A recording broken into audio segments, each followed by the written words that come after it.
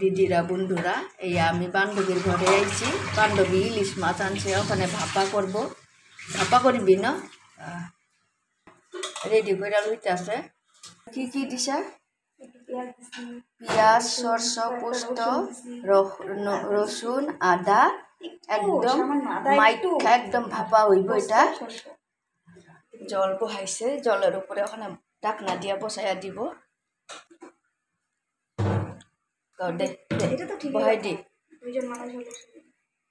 আসলে ইলিশ মাছ এইভাবে ভাপা খাওয়াটাই মজা, দারুণ লাগে।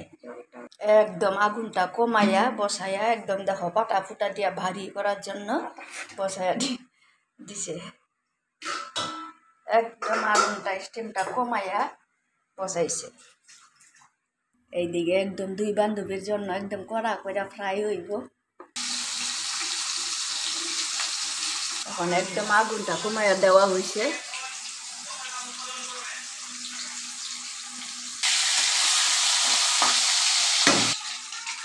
কড়া কড়া ফ্রাই হয়ে গেছে। গা লইয়াকে ভিতরে পুরো আধা ঘন্টার মতো হয়ে গেছে। গা আরো আরো